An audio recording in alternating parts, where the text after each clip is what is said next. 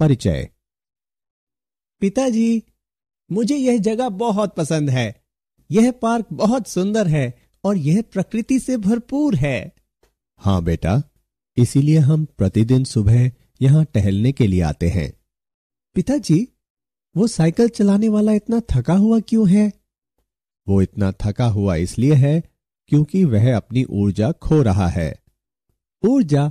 अच्छा, मेरे विज्ञान के शिक्षक ने हमें पिछले सप्ताह ऊर्जा के बारे में पढ़ाया था। बहुत अच्छे बेटे, लेकिन क्या तुम्हें कार्य और सामर्थ्य के बारे में भी पता है? नहीं पिताजी। ठीक है, मैं तुम्हें समझाता हूं। लड़के द्वारा साइकिल चलाना किया गया कार्य कहलाता है। लड़के की वह क्षमता जितने समय तक वह साइकिल चलाता है ऊर्जा कहलाती है, और कार्य करने या उसके द्वारा साइकिल चलाने की चाल की दर सामर्थ्य कहलाती है। आइए कार्य, ऊर्जा और सामर्थ्य के बारे में संक्षेप में जानकारी प्राप्त करें।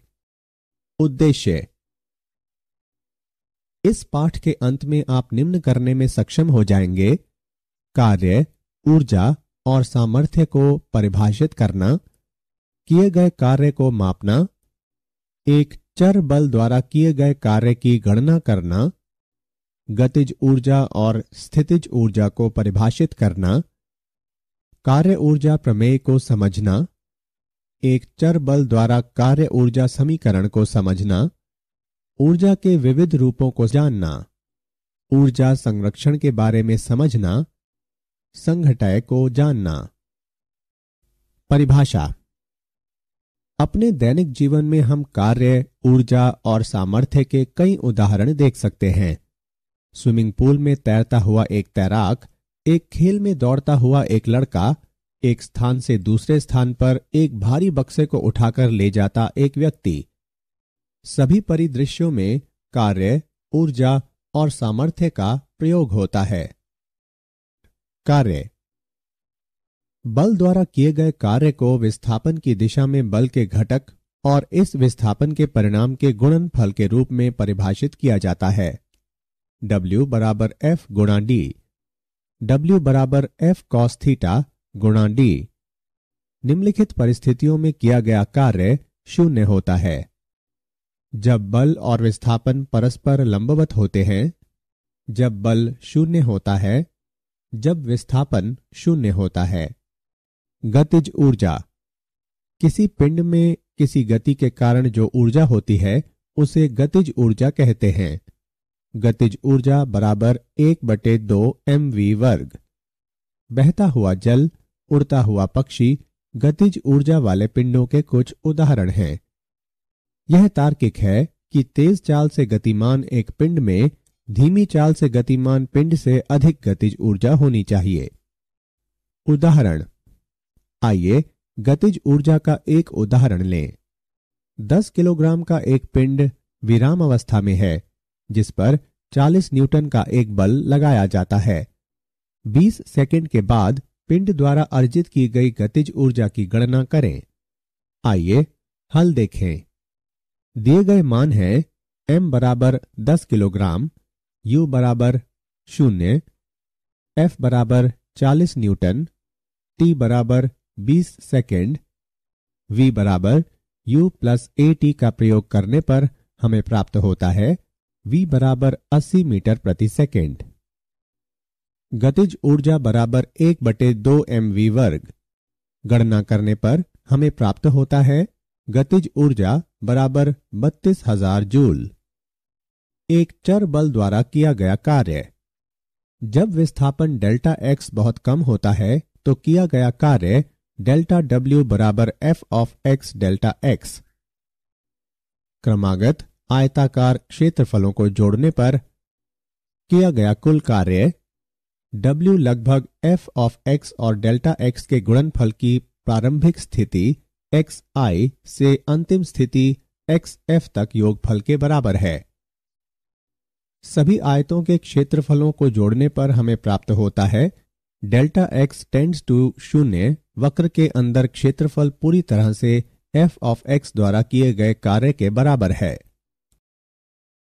कार्य ऊर्जा प्रमेय। किसी कण की गतिज ऊर्जा में परिवर्तन कुल बल द्वारा इस पर किए गए कार्य के बराबर होता है। Kf माइनस Ki बराबर W। Kf और Ki क्रमशः वस्तु की अंतिम और प्रारंभिक गतिज ऊर्जाएं हैं। कार्य का आशय बल और उस विस्थापन से है जिस पर यह आरोपित होता है। कार्य एक निश्चित विस्थापन तक पिंड पर बल द्वारा किया जाता है। एक चर बल के लिए कार्य ऊर्जा प्रमेय। यहां बल एक दिशा में सतत रूप में बदल रहा है। गणना करने पर dk/dt बराबर d/dt गुणा 1/2 mv वर्ग हम प्राप्त करते हैं। dk/dt बराबर f गुणा dx/dt, इससे प्राप्त होता है dk बराबर f dx। अब प्रारंभिक स्थिति xt से अंतिम स्थिति xf तक समाकलन करने पर हम पाते हैं kf माइनस kt बराबर कार्य। यही एक चर बल के लिए कार्य ऊर्जा प्रमेय है। कार्य ऊर्जा प्रमेय में समय अंतराल का समाकलन शामिल है। यह ध्यान रखना चाहिए कि यह अदिश रूप में है। स्थितिज ऊर्जा। पिंड की स्थिति या आकार के कारण इसमें जो ऊर्जा होती है उसे स्थितिज ऊर्जा के रूप में परिभाषित किया जाता है। उदाहरण के लिए, बांध में संचित जल, एक पहाड़ी पर रखा पत्थर, धनुष की तनी हुई डोरी आदि। जब किसी पिंड को बिना त्वरण के जमीन से ऊपर ऊंचाई तक उठाया जाता है तो गुरुत्वाकर्षण के विरुद्ध कार्य किया जाता है और यह कार्य पिंड में स्थितिज ऊर्जा के रूप में संचित हो जाता है। अतः स्थितिज ऊर्जा बराबर mgh। अब पिंड को नीचे की ओर छोड़ा जाए तो इसकी चाल बढ़ती जाती है। जमीन से टकराने से ठीक पहले इसकी चाल v⁴ बराबर 2gh। इस समीकरण को इस प्रकार लिखा जा सकता है 1/2 mv वर्ग बराबर mgh। यांत्रिक ऊर्जा का संरक्षण। किसी निकाय की कुल यांत्रिक ऊर्जा संरक्षित रहती है यदि इस पर कार्य करने वाले बल संरक्षी हों। आइए इसे एक उदाहरण से समझें। विचार करें कि आरंभ में m द्रव्यमान का कोई पिंड जमीन से h ऊंचाई पर बिंदु B पर रखा है। B पर पिंड की यांत्रिक ऊर्जा है mgh। मान लें कि B से x दूरी पर एक बिंदु A है और यदि A पर पिंड का वेग u हो तो u वर्ग बराबर 2gx। A पर पिंड की यांत्रिक ऊर्जा बराबर A पर पिंड की गतिज ऊर्जा प्लस A पर पिंड की स्थितिज ऊर्जा। इसकी गणना करने पर हम प्राप्त करते हैं A पर पिंड की यांत्रिक ऊर्जा mgh है। यदि जमीन से टकराने से ठीक पहले पिंड का वेग v हो तो v वर्ग बराबर 2gh। यहाँ O पर पिंड की यांत्रिक ऊर्जा बराबर O पर पिंड की गतिज ऊर्जा प्लस O पर पिंड की स्थितिज ऊर्जा। इसकी गणना करने पर हम प्राप्त करते हैं O पर पिंड की यांत्रिक ऊर्जा mgh है। सभी उपरोक्त समीकरणों से स्पष्ट है कि किसी पिंड की यांत्रिक ऊर्जा इसके मुक्त रूप से गिरते समय संरक्षित रहती है। एक स्प्रिंग की स्थितिज ऊर्जा। जब किसी स्प्रिंग को बिना किसी त्वरण के फैलाया या संपीड़ित किया जाता है तो एक बाह्य बल द्वारा कुछ कार्य किया जाता है। यह कार्य स्प्रिंग में स्थितिज ऊर्जा के रूप में संचित हो जाता है। जब एक स्प्रिंग को फैलाया या संपीड़ित किया जाता है तो इसी प्रत्यस्थता के कारण स्प्रिंग में एक प्रत्यानयन बल उत्पन्न होता है जो इसकी लंबाई में परिवर्तन के अनुक्रमानुपाती होता है। प्रत्यानयन बल को इस प्रकार व्यक्त किया जाता है F अनुक्रमानुपाती x। F बराबर -kx, जहां k बराबर स्प्रिंग का बल नियंत्रांक है और ऋण चिन्ह प्रदर्शित करता है कि यह सदैव परिवर्तन की विपरीत दिशा में कार्य करता है। तब इसका क्षण आवश्यक बाह्य बल F बराबर kx इसकी लंबाई में और dx परिवर्तन करने में बाह्य बल द्वारा किया गया कार्य है।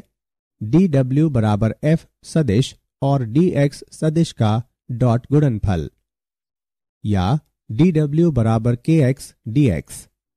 अब इसकी लंबाई में L परिवर्तन करने में बाह्य बल द्वारा किए गए कार्य की मात्रा W बराबर dw का समाकलन, इसकी गणना करने पर हम प्राप्त करते हैं W बराबर 1/2 KL वर्ग।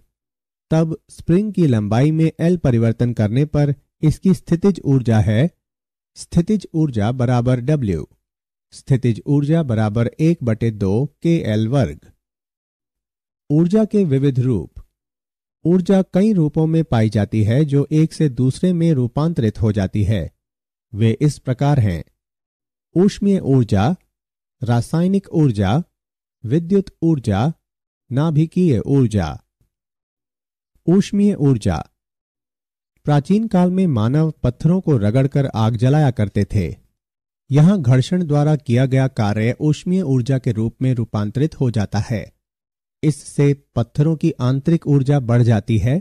जब पत्थरों का तापमान एक निश्चित सीमा तक बढ़ जाता है तो आग की एक चिंगारी उत्पन्न होती है। रासायनिक ऊर्जा। रासायनिक अभिक्रिया में भाग लेने वाले अणुओं की बंधन ऊर्जाएं अलग अलग होती हैं। एक रासायनिक अभिक्रिया सामान्यतः परमाणुओं की पुनर्व्यवस्था होती है।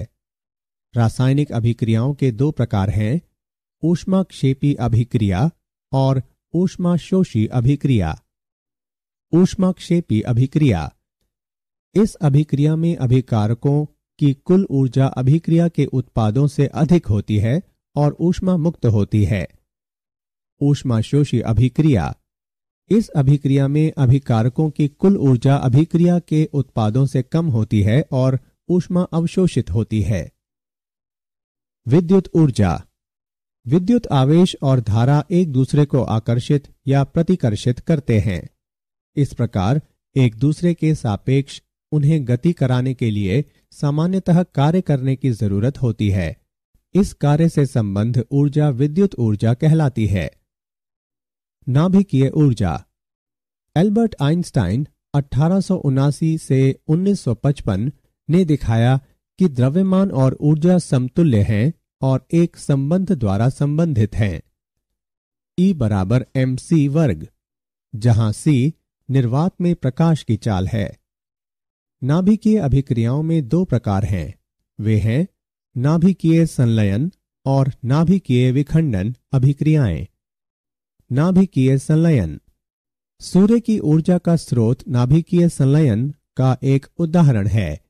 सूर्य में 4 हल्के हाइड्रोजन नाभिक समेकित होकर एक हीलियम नाभिक बनाते हैं, जिसका द्रव्यमान अभिकारकों के द्रव्यमान के योगफल से कम होता है। यह द्रव्यमान अंतर द्रव्यमान दोष डेल्टा M कहलाता है, जो ऊर्जा का स्रोत है। नाभिकीय विखंडन। नाभिकीय विद्युत संयंत्र नियंत्रित नाभिकीय विखंडन का उपयोग करता है। विखंडन में एक भारी नाभिक जैसे यूरेनियम 235 92 एक न्यूट्रॉन द्वारा हल्के नाभिकों में टूटता है। अंतिम द्रव्यमान प्रारंभिक द्रव्यमान से कम होता है और द्रव्यमान अंतर ऊर्जा में रूपांतरित हो जाता है। ऊर्जा संरक्षण। ऊर्जा संरक्षण के सिद्धांत के अनुसार ऊर्जा को एक रूप से दूसरे रूप में बदला जा सकता है, लेकिन विलगित निकाय की कुल ऊर्जा नियत रहती है। ऊर्जा न तो उत्पन्न की जा सकती है, न ही नष्ट की जा सकती है। ब्रह्मांड को एक विलिगत निकाय के रूप में देखा जा सकता है। ब्रह्मांड की कुल ऊर्जा नियत है। यदि ब्रह्मांड का एक भाग ऊर्जा खोता है तो दूसरा भाग ऊर्जा की बराबर मात्रा प्राप्त कर लेता है। सामर्थ्य। किसी पिंड के सामर्थ्य को पिंड द्वारा कार्य करने की दर के रूप में परिभाषित किया जाता है। सामर्थ्य एक अदिश राशि है और इसे P से व्यक्त करते हैं। पिंड की सामर्थ्य P बराबर W/T। इसका SI मात्रक वॉट है। सामर्थ्य के सामान्यतः प्रयुक्त किए जाने वाले अन्य मात्रक किलोवाट या हॉर्स पावर अश्वशक्ति हैं। 1 हॉर्स पावर बराबर 746 वॉट। तात्कालिक शक्ति। इसे किसी विशिष्ट क्षण बहुत कम समय अंतराल में औसत शक्ति या सामर्थ्य के रूप में परिभाषित किया जाता है। संघटय। दो पिंडों के मध्य संघटय को बहुत ही कम समय अंतराल के लिए पारस्परिक अन्योय क्रिया की प्रक्रिया के रूप में परिभाषित किया जाता है, जिसके कारण संपर्क में आने वाले पिंडों की ऊर्जा और संवेग परिवर्तित हो जाते हैं। संघटय दो प्रकार का होता है। प्रत्यास्थ संघटय, यह संघटय का वह प्रकार है जिसमें निकाय का संवेग और गतिज ऊर्जा दोनों संरक्षित रहते हैं। अप्रत्यास्थ संघटय, यह संघटय का वह प्रकार है जिसमें निकाय का संवेग तो संरक्षित रहता है, जबकि निकाय की गतिज ऊर्जा संरक्षित नहीं रहती है। एक दिशा में प्रत्यस्थ संघटय, दो पिंडों के मध्य एक ऐसा प्रत्यस्थ संघटय है जिसमें संघटय के पहले और बाद में वे एक ही सीधी रेखा में गति करते हैं। दो दिशाओं में प्रत्यस्थ संघटय, यह प्रत्यस्थ संघटय का एक ऐसा प्रकार है जिसमें पिंड संघटय के बाद समान रेखा के अनुदिश गति नहीं करते हैं, लेकिन संघटय से पहले अपनी गति की रेखा वाले समतल में गति करते हैं। क्या आप जानते हैं, जेम्स वॉट एक व्यापारिक परिवार में पैदा हुए थे। उन्होंने स्कॉटलैंड में इंजीनियरिंग का कार्य किया। उन्होंने भाप इंजन को इस सीमा तक सुधार दिया कि अधिकांश लोग यह सोचते हैं कि वॉट ही भाप इंजन के आविष्कारक हैं। यह ध्यान रखना रोचक है कि मूलतः भाप इंजन का विकास न्यूकोमेन ने किया था। कार्य एक ऊर्जा है जिसे वस्तु पर कार्यरत बल के साधनों द्वारा एक वस्तु में या से स्थानांतरित किया जाता है। वस्तु को स्थानांतरित ऊर्जा धनात्मक कार्य होती है और वस्तु से स्थानांतरित ऊर्जा ऋणात्मक कार्य होती है। स्थितिज ऊर्जा की अवधारणा केवल संरक्षी बलों के मामले में ही पाई जाती है। एक अग्र कार्य किया गया तब कहा जाता है कि जब एक डाइन का बल किसी पिंड को बल की दिशा में 1 सेंटीमीटर विस्थापित करता है। सारांश, आइए हमने जो कुछ सीखा उसे संक्षेप में दोहराएं। आरोपित बल द्वारा कार्य तब किया गया कहलाता है जब पिंड जिस पर बल कार्य करता है बल की दिशा की लंबवत दिशा को छोड़कर अन्य किसी भी दिशा में विस्थापित हो। जब किया गया कार्य धनात्मक होता है तो पिंड की गतिज बढ़ती है। Fs आलेख और S अक्ष के मध्य क्षेत्रफल से किया गया कार्य प्राप्त होता है। किसी अभिकारक का सामर्थ्य अभिकारक द्वारा किए गए कुल कार्य और इसके द्वारा लिए गए समय का अनुपात होता है। यह एक अदिश राशि है। पिंड की ऊर्जा पिंड के कार्य करने की क्षमता या योग्यता है। यांत्रिकीय ऊर्जा दो प्रकार की होती है, गतिज ऊर्जा और स्थितिज ऊर्जा। कार्य ऊर्जा प्रमेय के अनुसार किसी बल द्वारा किया गया कार्य पिंड की गतिज ऊर्जा में कुल वृद्धि के बराबर होता है। ऊर्जा संरक्षण नियम के अनुसार ऊर्जा का कुल योगफल नियत रहता है।